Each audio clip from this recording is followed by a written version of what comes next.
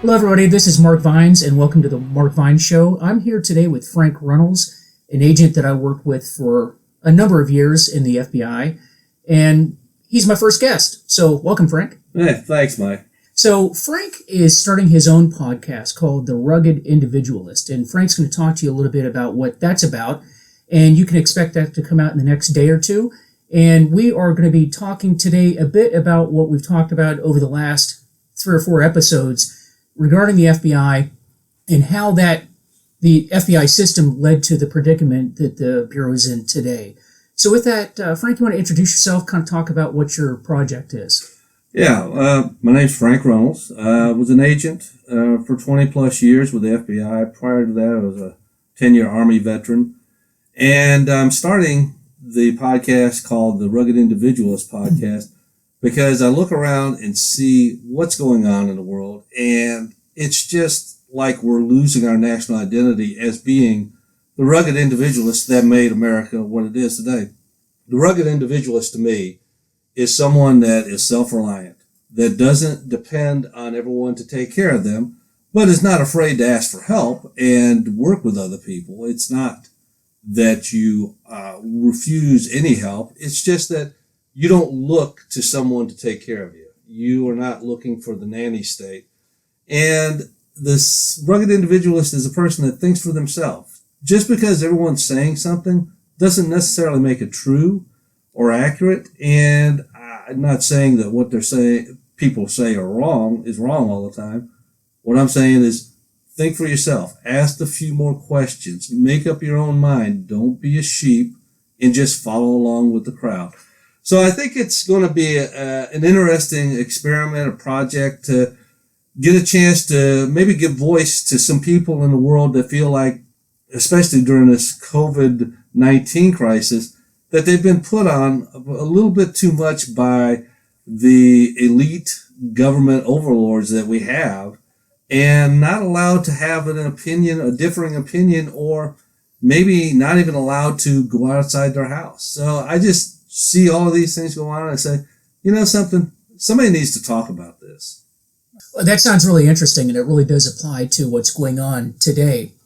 And we live in pretty interesting times. And Frank, you and I are about the same age, and you and I, other than being former FBI agents, have a lot of other things in common. One of which is we were both military officers. We went into the military around the same time. You were an Army officer. I was a Navy officer. And back when we came in... Go Army. Go Navy. And I'll tell you, when I first came into the Navy, it was during the Reagan years. Ronald Reagan actually signed my commissioning paperwork. And I know at that time, it was a very different time than now. And we're going to talk about this a little bit more today. When I went into the Navy, it was beaten into my head that my oath was to the Constitution of the United States. It really wasn't to an individual, at that time Ronald Reagan being president. It was to the Constitution of the United States. And I swore to protect and defend the Constitution of the United States, protected against any enemies, foreign, domestic, and that was it. And presidents came, they went, and I served the military and then later on the federal government through Ronald Reagan all the way through President Trump and everybody in between. Some presidents I liked, some presidents I really liked, some I didn't like, and some I really didn't like. But I can tell you, in my career, it never made a difference to me who the president was. My oath was to the Constitution and to the country. So when I came into the Navy, and then in the early part of even my federal law enforcement career, it was talking politics in the office, talk of subverting the president or the country, not doing anything other than what I was asked to do or told to do in some cases. It never occurred in my mind. But somewhere along the line, there was a shift. There was a shift in the attitudes and the people that were coming in. It's just a very different time. And I think that the people that are coming into federal service are very, very different. Yesterday, I was listening to the Mark Levin show, and Mark Levin had an interview with Rick Gunnell. He just retired. He was the co-occurring the ambassador to Germany and then the acting DNI. And he just left that position. He was there for 4 months. And it was a very interesting interview. And then later I read some articles about the same interview or the same conversation. And Runles talked about how in his time in that position, he has discovered that, or it's his opinion, that there are many people in the intel community, which includes the FBI, the intel community in general. There are people that are embedded that have this attitude that it is their job to actually undermine the President of the United States. He discovered that. In fact, in his office, he uncovered an individual that was leaking information, and he's since taken action against that particular individual. But he's convinced that particularly at the mid-grade, mid-manager level, there is an element that is there, entrenched, and is actively undermining the president, which means ultimately the government. Now, I can tell you that in my experience in the FBI, and then further experiences I had, there's a lot of that. There's a lot of open talk of being against the president, being against the policies, and some of these individuals believe that it is their role to, in fact, undermine policies that they do not agree with. I've seen that myself. So my question to you, Frank, is, have you seen that, and what are your thoughts on that? Very compelling interview yesterday with Rick Runles.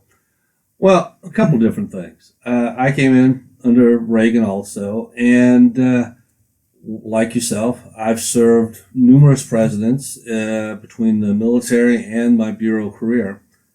And to this day, I don't know the politics of almost anybody I worked with in the Army because we were apolitical. It was drilled into our heads, you're apolitical. You're there to serve the commander-in-chief. You don't have the luxury of deciding, I'm not following this guy. He's commander-in-chief, whether you agree with him or not. I didn't agree with Clinton all the time. I didn't agree with Bush all the time. I didn't agree with Obama all the time. There's a lot of them I didn't agree with. But I would never, ever do anything to subvert that. To this day, my son is an active duty Army officer, a major in the Army, and we don't talk politics. I don't have any idea what his politics are because I will not talk politics because I don't want to put him in that awkward position of taking a position. So you transition to the FBI. And when I started in the FBI, like you, I started in the mid-90s, and you didn't talk politics then either because, once again, you're apolitical because as the FBI, we're there to investigate, many times, corrupt politicians. Yeah. You didn't get the luxury of saying, well, he's a Republican, so I'll let him have a pass, or he's a Democrat, I'll let that go. They all were bad guys. Then that's how I always looked at it. I always told young agents, never make this personal, because this is not a personal issue of he's a good guy or a bad guy. You follow the evidence, and you make the determination, did they do it? And if they did, you indict them and prosecute them. Didn't matter. I've investigated Republicans. I've investigated Democrats. And you know something? They were all the same in one respect. They all broke the law. That's all I cared about. And that's where we need to get back to. Our job is not to call balls and fouls. That's not our job is to serve the commander-in-chief, regardless if he's Trump or Obama or Bush or whoever, and do the best we can because the American public want that. And our republic needs that. Because once we lose that ability to be honest and have the faith of the American people that we're doing the right thing, you've basically lost the one thing you have to be a free functioning society. You cannot have people saying, well, I can't trust the FBI. I can't trust the CIA or the intelligence community to tell me the truth. And unfortunately, that's where we're at. And unfortunately, we did that to ourselves. Mm-hmm. Not the agent out there in the field trying to make a living and do the right thing. It's that cadre of inner circle elites, I would call them, within the FBI or in the intelligence community where they think that we're a little smarter, we know better, and these people that support Trump or support the Republicans, well, what do those mouth breathers know? Well, you know something? You don't get to make that call. You know why? Because you're part of the system protecting America. In your hatred of some politician, whether it's Republican or Democrat, doesn't give you the luxury of saying, well, I don't follow the rules because I dislike this guy. I absolutely agree. And when you talk about, so you're talking about the power elite within these organizations, and you made a good point. It's not just the FBI. That's what Grinnell has discovered. It's throughout the intelligence agencies. And he is working now to get the DNI to be that collector of information as opposed to being a separate organization, being operational and collecting intel. But them just to be the collectors of information. And his concern is that elite group that you're talking about has permeated all of the different agencies. Now, the last few episodes, we've talked about the system that has led to those people being in the positions they're in. And with that was my opinion. I've run the audience through my opinion, how people can get to that level in that system. But what's your take on that? How did we get here? How did we get to the point to where the 7th floor, which is the executive suites of the FBI, how is it that we have so many people that are like-minded and political and have taken it upon themselves to drive use their position to drive their politics? What's your take on how we got there? Well, I think it's been a long time coming, and I think it's been something that's been happening for almost 20 years now. And that happened to coincide with when Robert Mueller came on board as director. I will remember, I'll never forget, I was talking to an assistant United States attorney that had worked in DOJ at the same time Mueller was like the deputy AG or assistant deputy AG, something like that. And he said, wow, I'm kind of surprised that Mueller's going to be your director. I'm like, why? I didn't know Mueller, knew nothing about him. He said, well, he really dislikes the FBI. I'm like, what do you mean? He says, well, I worked with him. And he says, I watched him every time a case was brought by a federal agent, other than the FBI, no problem. Would listen to him, would work with him, never made a big deal of it.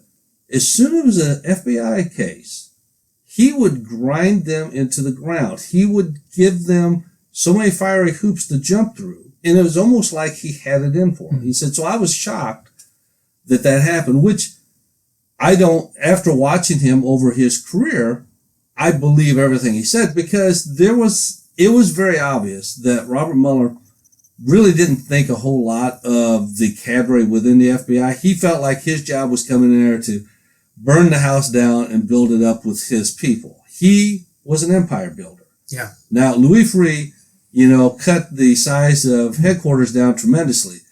Mueller built it up. Now, a lot of people say he had to after 9/11. Yes and no. Because were there some additions maybe needed in the FBI at headquarters level? Possibly. But he built an empire. And when you build an empire, you don't build an empire with people that are not like-minded. People talk about Trump always wants a loyalty pledge. Well, you know something? Pretty much anywhere you go as a boss, you want someone that's not be loyal to. Sure. You don't want someone that's undercutting you and trying to, sabotage the effort, whether it's business or politics or the military. You just don't want that. Neither did Mueller. So he started promoting people that were like-minded. And you had players like, Andy McCabe and like that saw the divining rod like, oh, okay, this is the role he wants. This is the role I'll play. A chameleon enough to do that. Additionally, Mueller brought in a lot of outsiders that knew nothing about the culture of the FBI, nor did they want to. And when you bring someone in and said, listen, I'm bringing you in to fix this because they're broke, the immediate stance they come in is like, okay, you guys are all broke and I'm going to fix this. They don't come in thinking, oh, well, you guys are doing a pretty good job. Let me just sit back and see what we can tweak to make this better. No. We gotta break this car, break everything on this car so we can rebuild a new model and get it out on the road. Unfortunately, most of them weren't mechanics enough to actually get the new car running. You know what I mean? It's still on the blocks, out in the driveway, not running, because they really didn't know what to do. And then they would leave, like McGinsky and all those guys. So there was a lot of those type of things. And he really incentivized people coming to headquarters far earlier than they should. When I joined the Bureau, when you joined the Bureau, you couldn't go to headquarters until you got your 7th year. You would not become what they called a journeyman agent until your 7th year in the Bureau. I think it was even rare. I know when I first came in, most people didn't even consider it until they hit year 10. Right, exactly. Right. But you couldn't even apply till year 7. You had to be a 13, what would be considered a journeyman agent at, your year 7. You would get your 13.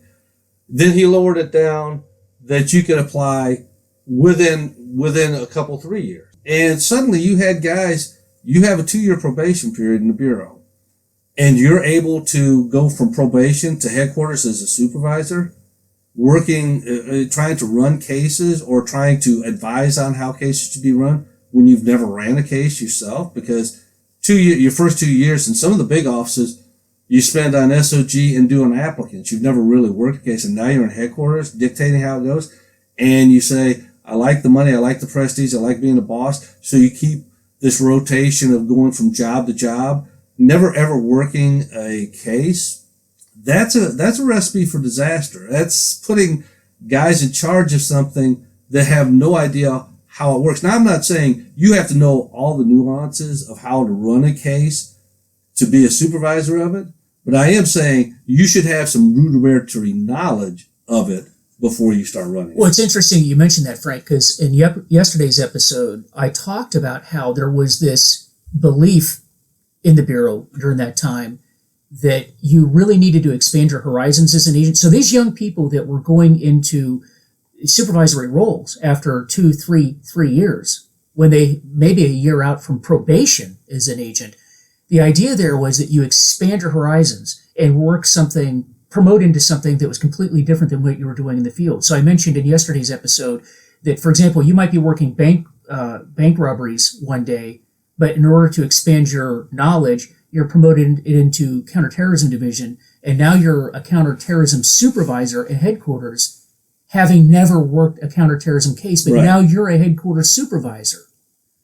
That's a recipe for disaster. Exactly. And I knew a number of people that, in fact, I'll tell you, the first unit I went to, which was in the counterterrorism division, in my unit, I was the only agent that had worked counterterrorism in the field and then went to headquarters. Right. I was the only one in that unit that had worked that. And that's a recipe for disaster. And that's not to say that guys that are assigned to those jobs can't do those jobs or can't learn. What I've found, or my opinion only, but I think sometimes they got that position and they fell into the ideal of resting on their laurels, said, well, obviously I'm qualified to do this because they gave me the job. Mm-hmm. And never sat down and take the time to study, learn, and like that. Because the key in the Bureau, as with anything, if you want to be successful, you have to be a lifelong learner. Mm-hmm. And I know for myself, and I know you and other agents that we worked with, we took the time and we would read professionally about investigative techniques, interviewing, interrogation, persuasion, salesmanship. How do you get people to talk to you? How do you talk to people? How do you communicate? How do you listen? Because we wanted to be better at that. And I think a lot of these guys got the position like, well, obviously I'm qualified. I'm good. I don't have to do any heavy lifting like actually reading a manual or maybe studying on their own. And so they are in that job for a while. And then suddenly a unit chief position opens up. And now they're at year 5 or year 6, and they're a GS-15 unit chief. Mm-hmm. They're one step away from the senior executive level, and yet they've spent almost no time dealing with bad guys, dealing with personnel, because contrary to popular belief, when you're in headquarters, you deal with very few personnel, because there's a lot of guys that are supervisors there with no supervisory skill or no supervisory responsibility. They don't have anybody working for them. And then they're thrust in a position where they have people to work for them, and they've never taken the time to learn how to deal with people, to talk to people, to motivate people, and what makes people tick. So suddenly you got this little authoritarian who said, well, you're going to do it because I say so, because of my position. And they go from, having the leadership ability to motivate people to, well, I've got the position. I'm in the positional leadership mode. You'll do what I tell you. Mm-hmm. Well, it seems like there's a real danger in that because, as I discussed yesterday, there are nuances to every type of case that's worked in the Bureau. The FBI works probably 700 some odd violations. Yeah. Ranging everything from bank robberies to healthcare fraud to counterterrorism to counterintelligence and everything in between. And so when you end up at headquarters, you end up in areas where you don't have a lot of experience. And that's fraught with danger. And we've seen that. Because, for example, look at what's going on with the Russia investigation. And you have the likes of Peter Strzoks, Lisa Page, and others that were involved. Peter Strzoks, counterintelligence agent, and now he's working a case. And the fact is, counterintelligence is wildly different rules and procedures than working criminal cases. And I have made the argument that there seems to be a blending of the two, and you have people that don't have experience working criminal cases. And I point that out because in criminal cases, you end up in court, you're cross-examined, there's rules of evidence, there's discovery, all these different things that a counterintelligence agent does not necessarily run into or rarely runs into. But now you've got these people at very high levels, and this is a trend that Mueller did. That's one of the legacies of Mueller, where he took the casework from the field, whereas under Louis Freeh, that responsibility was pushed to the field and people worked cases. But Mueller, because he wanted to be authoritarian and he wanted to pull that lever from headquarters and have everybody do what he wanted, it was centralized control back to headquarters, and cases began to be run from headquarters. I saw that in my own experience in my first tour at FBI headquarters. I was shocked at how many decisions, operational case decisions, were being made from headquarters, and it's turned out to be disastrous. So now you have people like Peter Strzoks, who are at the deputy assistant director level, SES level, doing interviews and running cases. What are your thoughts on that? I mean, because that was a real shift that you and I both experienced in our 20 plus years in the FBI. It was not like that the day that I came in, but it certainly was like that when I left. No, it definitely changed. And 9/11 changed everything within the Bureau, as it did in America. And I was lucky in one respect because I had just gotten a Title III wiretap case on a major Russian OC organization in Buffalo when 9/11 happened. So I was spared moving over to terrorism because there are a lot of criminal guys that were moved over to the JTTF, terrorism, counterintelligence, and like that because they were very short-handed. So I was spared that. But as I went along and watched, I started seeing how much of the cases were being dictated out of headquarters, and I knew instinctively I had no desire to be involved with that at all because if I'm running the case, I'm running the case. I'm the guy on the ground. I know the ground truth better than anyone in that case, and there's no way this guy in Washington, D.C. that's never worked the case, knows none of the players, and probably has far less experience than I do, can tell me, no, that's not the right move. Here's the right move.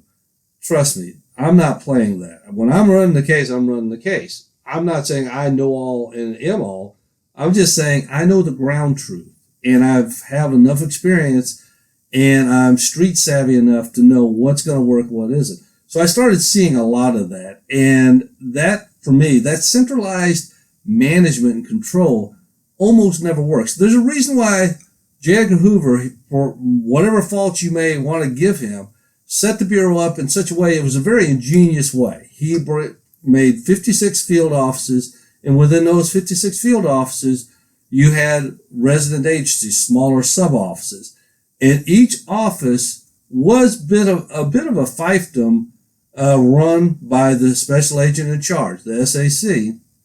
And they called the shot in their division. And some people say, well, what if you had a bad SAC? It happens, but by them knowing their ground truth, The guy in Buffalo, the SAC in Buffalo, was far better attuned to what's happening in the Buffalo field office than the guy in headquarters that's trying to dictate to him how it should be run. No more could he do that than the SAC in Buffalo could dictate to the SAC in Dallas and say, here's your real crime problem. This is what you're going to do. This is what you need to do. Here's how you allocate your resources. There's a reason why it was set up that way, and it worked very successfully all the way up to 9/11. And then suddenly we had to break all the crockery and start centralizing the control. And was there some need for it? Maybe some, but it took on a life of its own. And when people with a little bit of a desire for power, they don't like to give up power when they get it. So once you get the taste of being able to dictate to each other, and then you get off the phone after you've had that conversation with that poor schmo in Indianapolis who, in your opinion, just doesn't get it. You sit around the conference table and look at all the other guys in there and say, geez, how do these guys ever find themselves out of the rain? Because you're smarter. You're in headquarters. Because if they were smart as you would be there too. Well, but it doesn't work that way. That's not how life works. Yeah. And so it has led to all of these major investigations being run out of headquarters, and these people being people that have not been in the field for a very, very long time, or even when they were in the field, never having worked real cases because they had promoted very, very early on in their life. And that was the case here, was it not? What do you know about the trajectory of Peter Strzoks' career? Because I think he is, I hate to keep beating on this guy, but I think he is a quintessential example of what we're talking about. Because we've been talking in theory here, but Peter Strzoks was an example of that rapid acceleration of a career and then what results from that. So what do you know about his career? Well, from my understanding, and I could be wrong on the dates, but from my understanding, he went from either a unit chief or a ASAC, a GS-15 position. He became a section chief in the counterintelligence division, national security division. And that lasted as a section chief, which is a senior executive, for 8 months. And he was promoted to Deputy Assistant Director of the National Security Division. Now, within the NSD, there are a lot of section chiefs. This guy had a meteoric rise from being a ASAC or a GS-15 to a section chief to DAD in a matter of 8 months. Well, what's interesting is the time frame of when that took place, because he was promoted to DAD in August of 2016. Well, what happened in July of 2016? Well, that's when James Comey exonerated Hillary Clinton. Now, who was in charge of that investigation? Peter Strzoks. Who interviewed her? Peter Strzoks. Now, I've never seen a section chief go out and do an interview, especially on a major investigation. Ever. I've never seen that. Right, I've never seen that. Not once, in any circumstance. Highly unusual. Yeah. But it's almost, and I don't know this to be a fact, but this is just a conjecture on my part, my opinion, but it just seems unusual that they do the interview, she's exonerated within a day, and then he's promoted. It's almost like, you know what I mean, here's your bone, you did a good job, here you go, buddy. I don't know. Maybe he deserved it. Maybe he earned it. Maybe he was the smartest man in the National Security Division. I don't know. Never met the guy. Never talked to him. Don't know a lot about him. But the timing does seem unusual, because that's a pretty fast movement from 15 to a section chief to a DAD, especially in a large division like the National Security Division. Yeah, and I really think that it's important for the public and for the media to understand just how unusual that is. Not saying it can't be done. Just saying it is unusual. Unusual to the point to where I cannot cite to you another example in my 20 plus years in the FBI where that happened. I can't think of one besides his particular case. So that is something that needs to be looked into, and I think that it's missed in the national conversation because the public, like you and I sit and we listen to the news. We listen to the public. We get into conversations and debates with people about these issues. But one of the reasons why I want to do interviews like this is because I sit back as a former agent and I listen to these conversations and I realize that people don't understand that this is not how it's done. It's not done that way. Can you, in theory, get promoted to that level in 8 months? Yes, but I've never seen it done, and I can tell you, I don't know what he was doing in his positions that would have warranted that kind of a promotion. And the other thing that is unusual is I know that deputy assistant directors and section chiefs do not go out and do interviews. And how he conducted those interviews were highly inappropriate. For example, he goes out and he does this interview with another agent. You rarely hear this other agent even being mentioned, by the way. But who you do hear being mentioned is Lisa Page, who was a lawyer. And I want to be very clear about this. Lisa Page was not an agent. She was not a sworn law enforcement official. Now, I've walked through in a previous episode why that's significant, why we have sworn law enforcement, we have non-sworn law enforcement, and she was not sworn. So he goes out, he does this interview with another agent who took the notes. And there's two people that write that FD 302, which is a report of an investigation. It's the people that were present for the interview. They collaborate on what is written in that. However, Peter Strzoks was giving versions to Lisa Page, and she was making corrections. Talk about that a little bit, Frank, and what are your thoughts on that? Well, everyone needs to understand when the 302 is written, the FD 302 is our report of interview. And that can only be written by the people that were present because they may have to testify in court or swear in an affidavit using the information from the interview to obtain warrants, whether it's search warrants, surveillance warrants, what have you. Someone that was not present for the interview has no reason to be editing a 302. They are not there to rewrite or edit. It's between the two people that were there. Now, we're talking about a senior executive, Strzoks, and I think the other agent was at least an SSA in the National Security Division. I believe he was an SSA. Right. Yeah. So you have a couple of so-called experienced guys that should be able to write a cogent 302 with, that could be readable and understandable, just laying out exactly what happened. Because a 302 is not the place for opinion. You only put down exactly what is said. Now, you don't go question, answer. It's not like a police report you get at the local PD.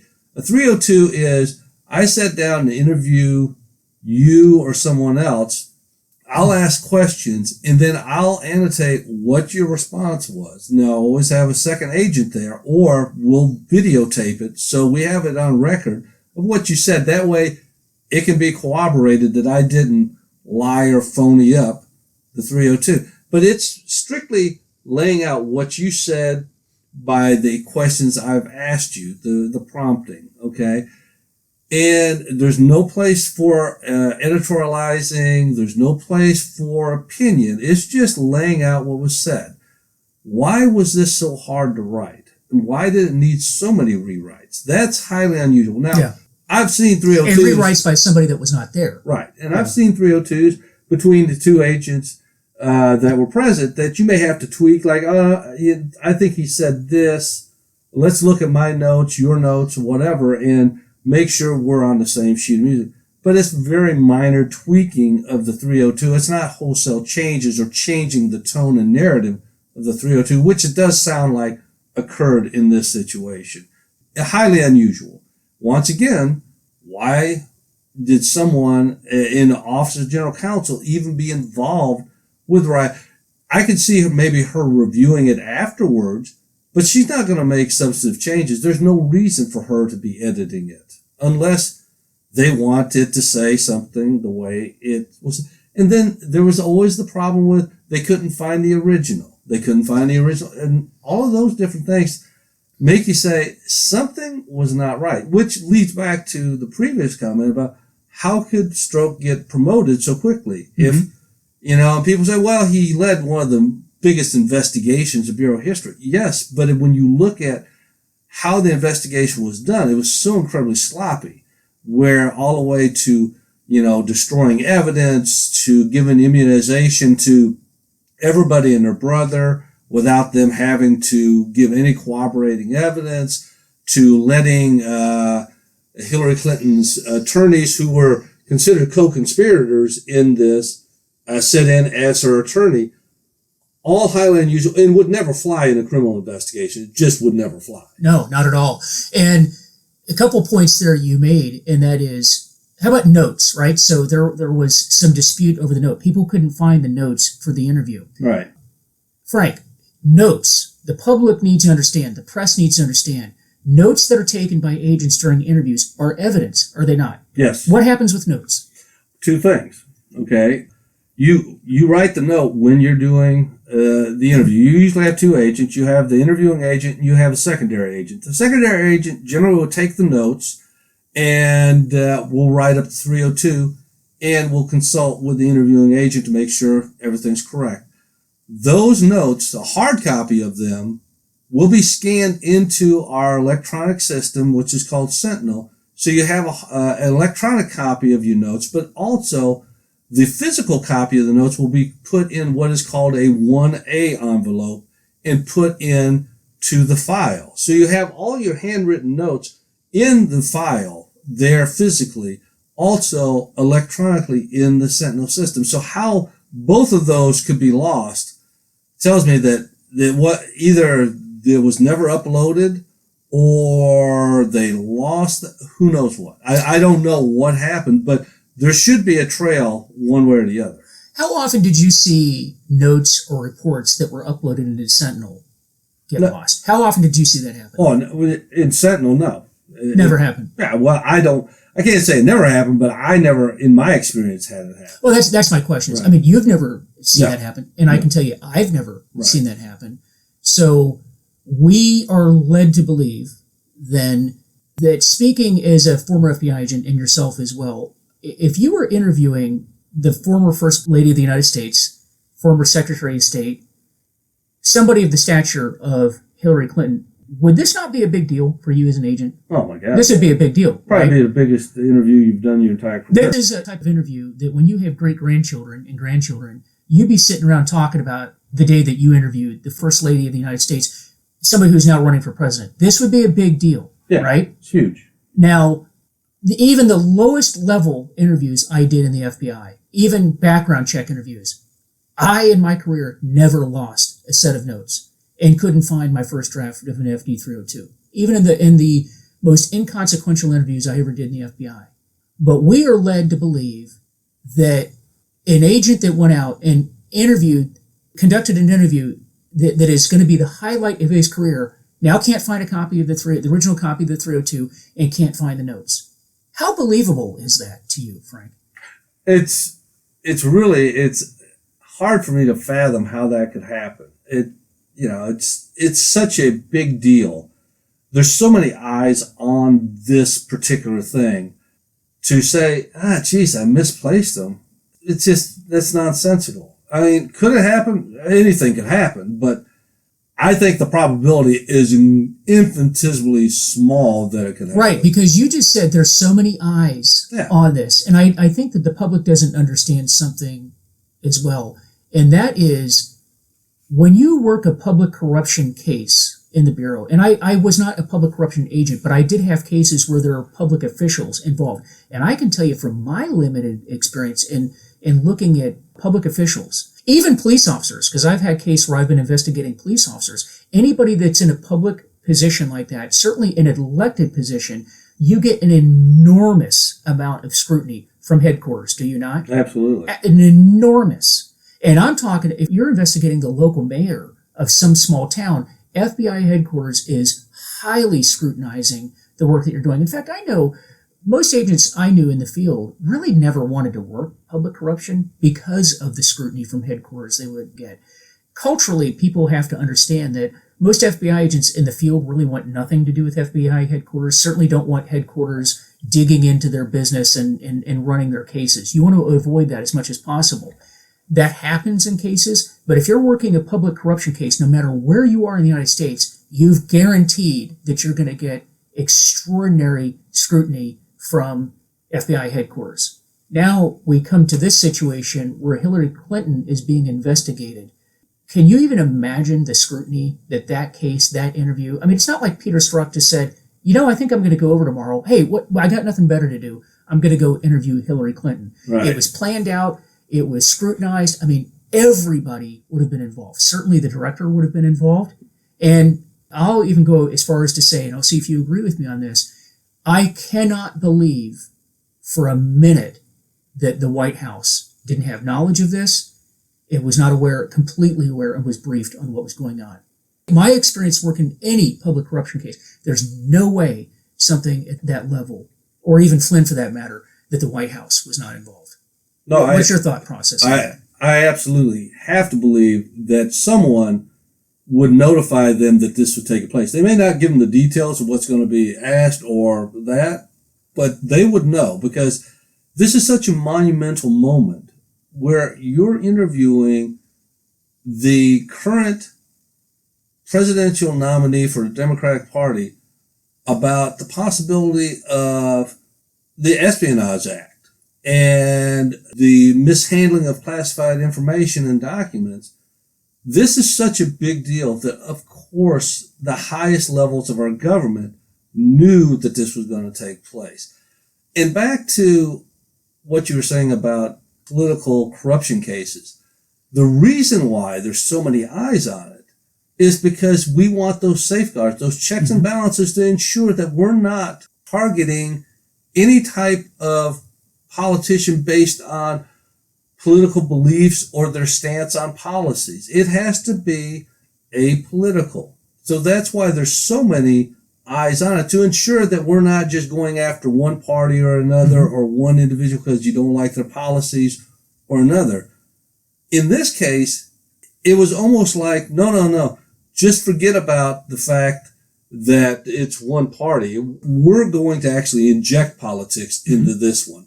Whereas almost all, I would think, all public corruption cases, they tried to take the politics out of it. In this one, it was almost like it was part of the ingredient in the cake that they were baking. Mm-hmm. Oh, I absolutely agree. And I think we all agree. I think even the public, the public conscious agrees that there is a problem and that we can't continue to do this. We just can't. Do you have any thoughts on solutions for this? Where do we go from here? Where do we go from here in the FBI? Because I think we all agree that the FBI is an institution that we have to have. We have to have for the public good. Absolutely. It's essential for our democracy. Absolutely. We have to have this entity, but we can't have it the way that it is now. So what do we do about it? Well, I know there's been a lot of calls for Chris Wray maybe to be fired or resign. And, I'm not going to take a stance on that one way or the other at this point. But I will say this.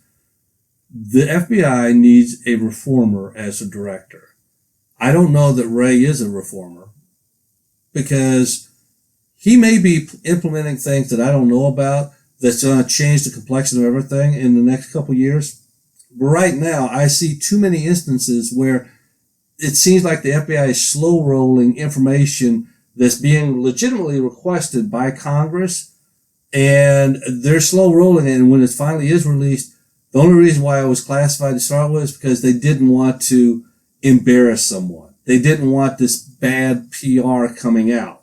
It really wasn't of national security interest. It was just, this is going to make us look bad. And by the way, to follow on that, Rick Runles yesterday in that interview with Mark Levin confirmed that. He found that many of these documents that Congress has been asking for were classified. There was no justification for the classification other than it was embarrassing. Right. They didn't want it released. So he's confirmed that. And so we have to stop doing those things, because the American public sees this. They're not stupid, and they start saying, okay, they are not being honest. They're trying to cover their butts, if you will. And people don't like that. The American people are forgiving But you have to show contrition and say, yeah, we were wrong. We did something wrong. If you show no contrition, you're not going to get a lot of forgiveness. Right now, the Bureau is not showing enough contrition, in my opinion, at the upper level. The hump agent working out in the field, that's who I feel sorry for, because their job is tremendously harder now than it was 3.5 years ago. Because you, as an agent out in the field, have to overcome this stigma that the public has about you, that you're not honest, that you can't be trusted, that you shouldn't cooperate with them. I hear national figures, people in the media saying, if the FBI comes talk to you, don't talk to them. That's a bad thing, because most agents, 99% of the agents are out there just doing yeoman's work, trying to make, the public safer, trying to put bad guys away, trying to help victims, trying to find out the information from witnesses to make cases. And if you keep telling them, don't talk to them, don't trust them, they're going to twist your words around and jack you up, that's very detrimental to the system overall. We need a impartial judicial system, and the FBI is, for good or bad intents, the law enforcement arm of the Justice Department, because we cover all kinds of violations that other federal agencies don't. And we have to have the trust. So you need a reformer in there. You need a revamping of how we do our training, and to not gloss over what we're doing. I've told you in the past, Greg Jarrett's written a couple of books, Witch Hunt and the Russian Hoax. Yep.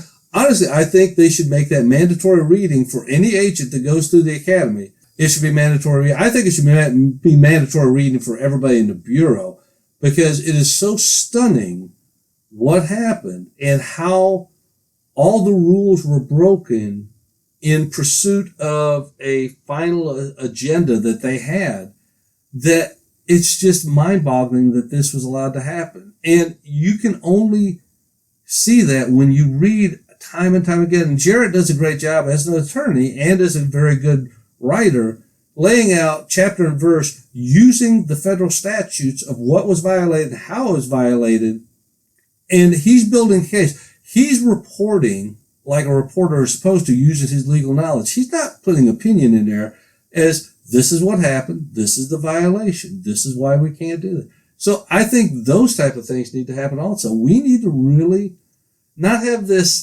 feel good every quarter ethics training that is basically means nothing. We need to actually be realistic and have a hard conversation with ourselves, saying, how could we ever allow this to happen? And why are we letting people like this be in charge? Yeah. And take the politics out of the office. Right. And in the FBI. You get the leadership that you allow. Right. You get the leadership you ask for. Unfortunately, right now, the Bureau, with, as you went over the promotion process, the last episode, it has a broken process, and I don't see them trying to fix it because it works in favor of the people that are in charge.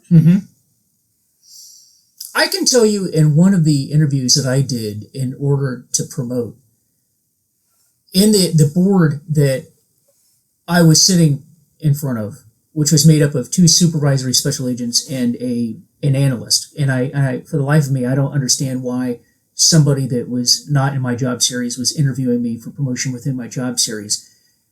But that's the way that it was. And I was asked... Hold on. So you don't think in the civilian world that they bring in maybe like a junior